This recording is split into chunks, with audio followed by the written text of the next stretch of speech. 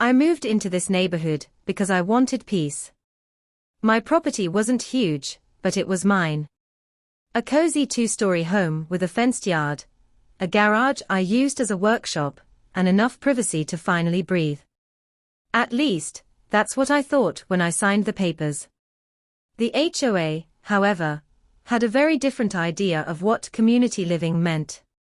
It started subtly. A letter slipped into my mailbox about the color of my trash bin not being aesthetically aligned with community standards. Then, another notice appeared about a small flower pot I kept by the walkway. They claimed it disrupted the visual harmony of the street. I thought it was nitpicky, but tolerable. That was, until the president of the HOA, a woman named Linda, showed up at my door with a clipboard tucked under her arm and a fake smile plastered across her face. "Hello, Mr. Carter," she began in that overly sweet tone. "The board has decided that in order to maintain safety and compliance, all residents are required to provide the HOA with a spare key to both their home garage and their property gates." At first, I actually laughed, thinking it was some sort of weird joke. But Linda didn't laugh. She stared at me with those sharp, unblinking eyes that told me she was dead serious. "You're telling me," I said slowly, "that you want a key to my garage and my property?" She nodded, lips curling upward. "Yes. It's for emergencies. What if there's a fire? What if you're not home and something happens? It's better for everyone if we, the HOA board, have direct access." I crossed my arms. That sounds less like safety and more like control. Her smile faltered. "Mr. Carter, refusal to comply with HOA policies can result in fines, legal action, or even a lien placed against your home. I'm sure you don't want unnecessary conflict." That was the first moment I realized this wasn't just about nitpicking flower pots.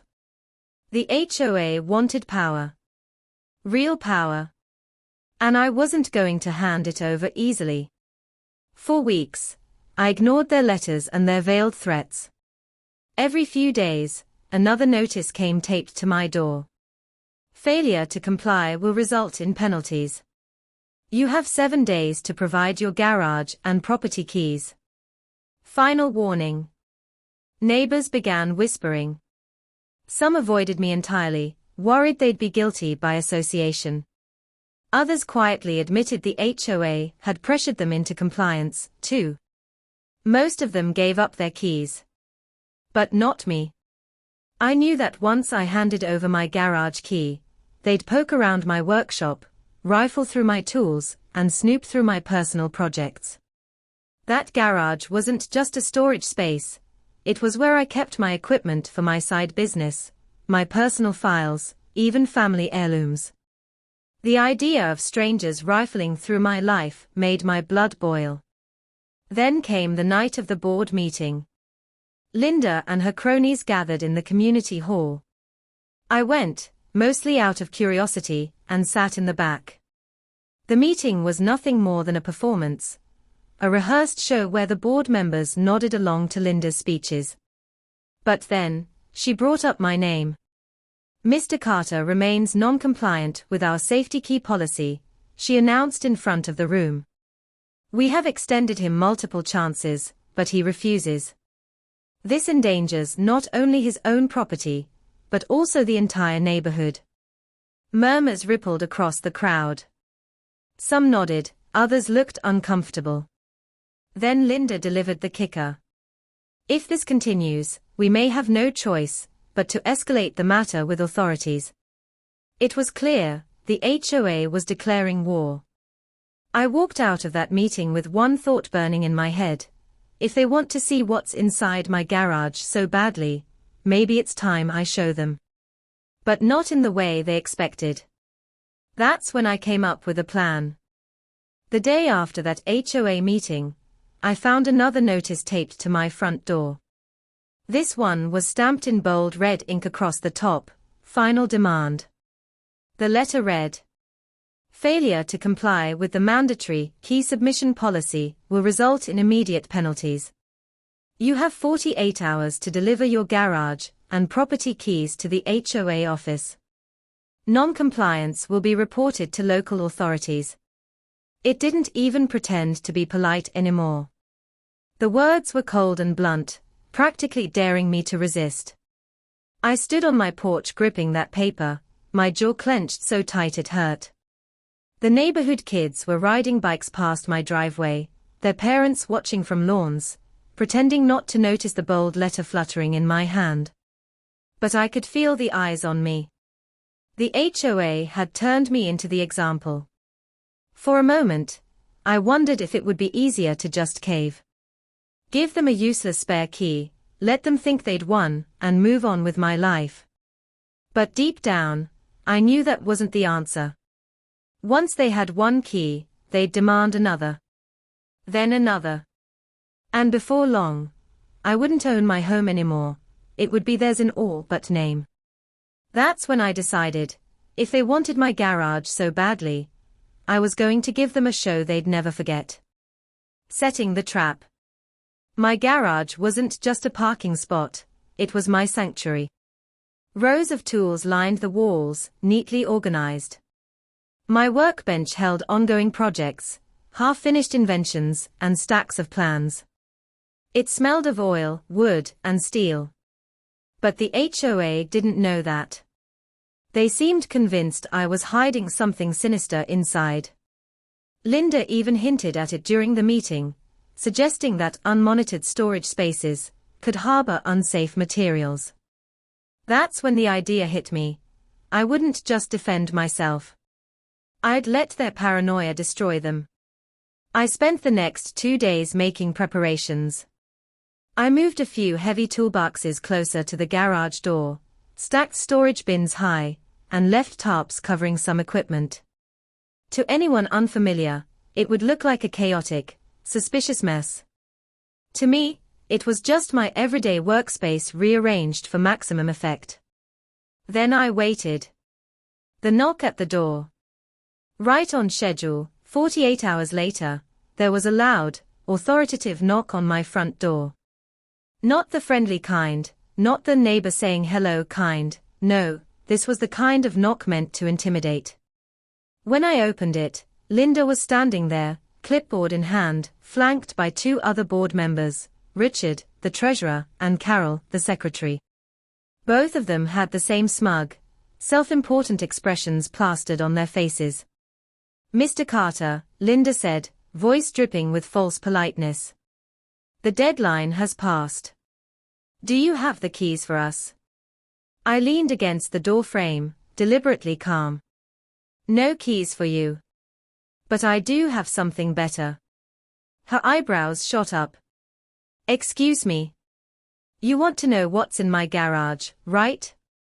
Fine. Come and see for yourself. I'll open it for you, right now." Behind her, Richard exchanged a surprised glance with Carol. Linda's lips twitched into a victorious smile, the kind people wear when they think they've finally won. "Very well," she said briskly. "Let's go." The gathering. Word must have spread quickly, because by the time I walked the HOA trio toward my driveway, a small crowd of neighbors had gathered. People whispered to each other, some curious, others nervous. Kids peeked from behind their parents. To them, it must have felt like some big reveal, a showdown between the stubborn homeowner and the almighty HOA. Linda strutted beside me like she was leading a parade. "I appreciate your cooperation, Mr. Carter," she said loud enough for the neighbors to hear. "This will save us all from further unpleasantness." I didn't respond. I just walked up to the garage, pulled the remote from my pocket, and hit the button. With a low rumble, the door began to rise. Gasps rippled through the crowd as the dim light of my garage spilled out. From the outside, it looked exactly how I intended, cluttered, shadowy, and mysterious. Tarps draped over large objects. Toolboxes stacked like barricades. Piles of equipment pushed into corners.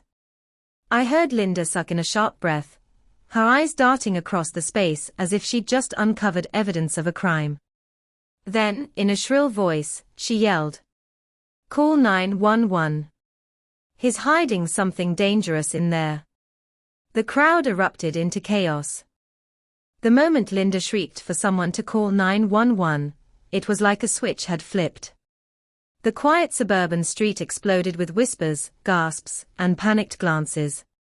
"Did he just say dangerous?" one neighbor whispered. Another clutched their child's arm, pulling them closer. "What does he even keep in there?" Phones came out. Some neighbors dialed, others started recording. I could feel the heat of a dozen suspicious eyes burning into my back, as I stood in front of my own garage. Like I was already guilty, and all they were waiting for was proof. Linda, of course, was in her element. She put a hand dramatically to her chest, as though she had just averted a community disaster. "This is exactly what we've been warning about," she announced loudly. "Unmonitored storage. Hazardous materials. Who knows what else is hiding in there?" Richard, the treasurer, crossed his arms and nodded sternly. Carol pretended to fan herself, like she might faint at the sight of a torp. It was theater. All of it. And then, in the distance, came the sound of sirens.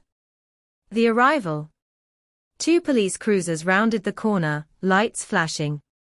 They pulled up right in front of my house, blocking my driveway. Neighbors scattered to the sidewalks, whispering like they were in the audience of a live show.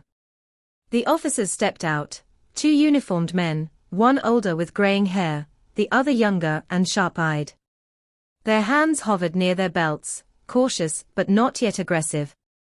"Sir, we got a call about a potential threat," the older one said, his tone professional but wary.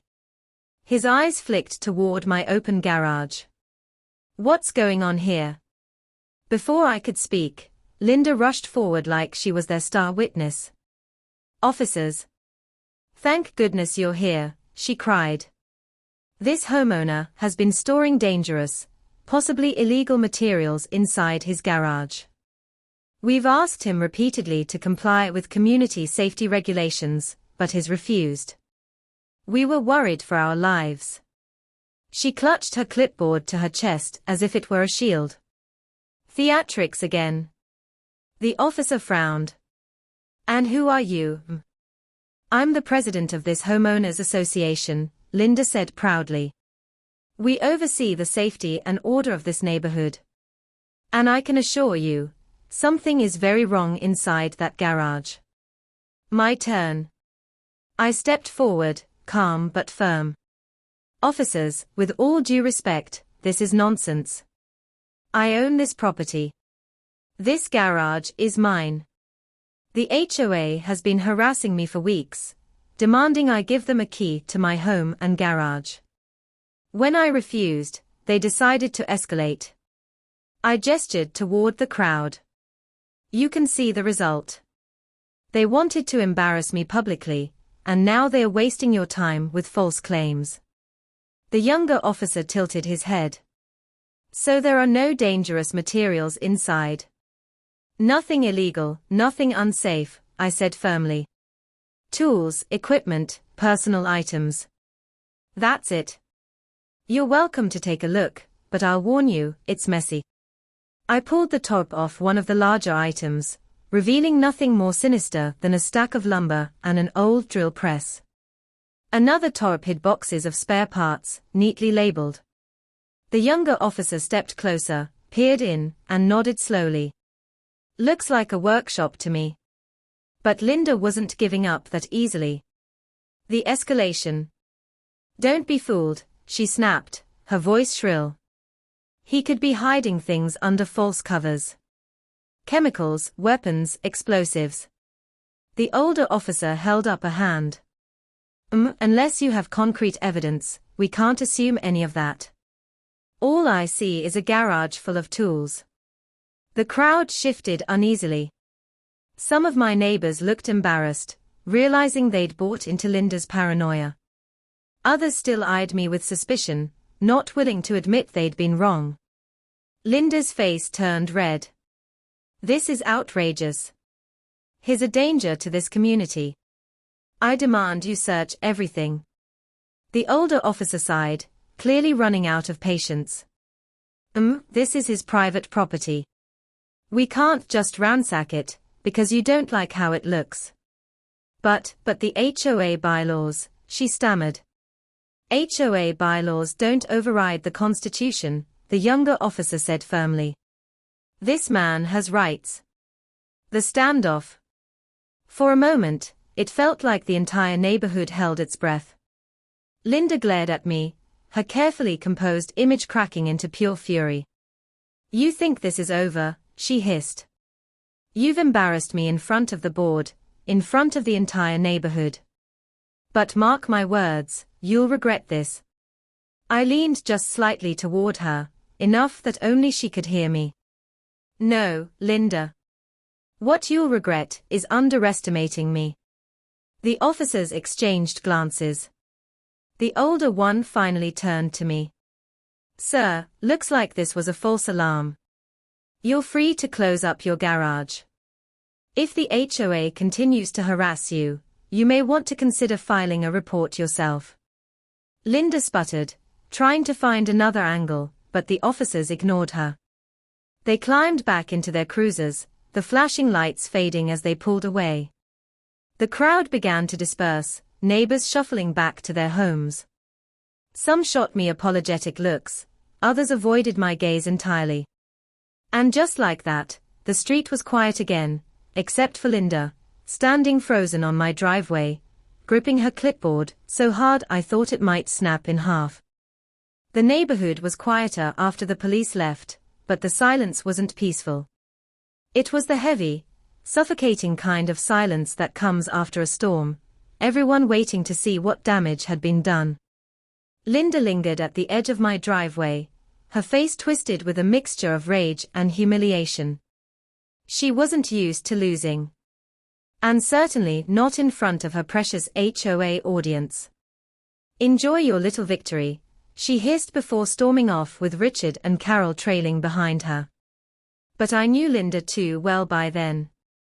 She wasn't done, not by a long shot. The harassment continues. Over the next few weeks, the HOA doubled down. I received daily violation notices for trivial things. A garden hose left uncoiled, a trash can supposedly placed 6 inches too far from the curb, a lawn not trimmed to uniform height. Fines stacked up, hundreds, then thousands of dollars, all fabricated and baseless. My mailbox was stuffed with threats. Failure to pay will result in legal action. Linda was trying to wear me down. To bleed me dry until I broke. But here's what she didn't know. I had been documenting everything. Every notice, every letter, every interaction. And after the police incident, I decided it was time to fight back. Building my case. I spent hours compiling a binder of evidence. Photos of my perfectly maintained property. Copies of every bogus fine. Recordings of Linda's threats at the board meeting. And, thanks to a neighbor, who had been recording the police scene on their phone, I now had proof of Linda making a false report to 911. That last one was the nail in her coffin. Filing a false police report wasn't just petty, it was criminal. I contacted a lawyer, handed over the binder, and watched his eyes light up as he flipped through the evidence. You've got them, he said with a grin. This isn't just harassment. This is abuse of power. If you're willing to go to court, we can make them pay, literally. I nodded. Do it. The courtroom showdown. It didn't take long before the case went to court. The HOA strutted in like they owned the place, Linda in her sharpest blazer, Richard carrying his endless spreadsheets, Carol whispering in her ear like a loyal lapdog. But the moment the judge started reviewing the evidence, their confidence began to crumble. My lawyer laid it all out. False violation notices. Threatening letters demanding keys to my home. The fabricated fines. And finally, the video of Linda screaming for someone to call 911, accusing me of hiding dangerous materials when the police found nothing. The courtroom was dead silent as the video played, Linda's shrill voice echoing off the walls. By the time it ended, even the judge looked irritated. "Mrs. Whitman," the judge said sternly, "filing false reports and abusing HOA authority are serious matters. This goes beyond mismanagement, it borders on fraud and harassment." Linda stammered, trying to recover. "Why, Your Honor, I was only acting in the best interests of the community." The judge slammed the gavel. "Enough. You and your board have overstepped your authority. The court rules in favor of Mr. Carter. All fines are null and void. Furthermore, the HOA is ordered to pay damages for harassment and legal fees." Linda's face went pale. Richard looked like he might faint. Carol just stared at the floor, unable to meet anyone's eyes. Aftermath. The news spread through the neighborhood like wildfire. For years, Linda had bullied people into silence. But now, she was exposed. Within a month, she resigned from her position, muttering about ungrateful neighbors as she packed up her office. Richard and Carol followed soon after, unable to withstand the backlash. A new board was elected, one that actually cared about the community instead of controlling it. The ridiculous rules were loosened. People started talking to each other again, instead of living in fear of fines. As for me, I finally had peace. My garage was mine again. My home was safe. And every time I walked outside, I caught neighbors giving me nods of respect, quiet thank yous for standing up when no one else dared. The final word. One evening, I was working in my garage, this time with the door wide open, letting the cool air in. A few kids rode by on their bikes, waving as they passed.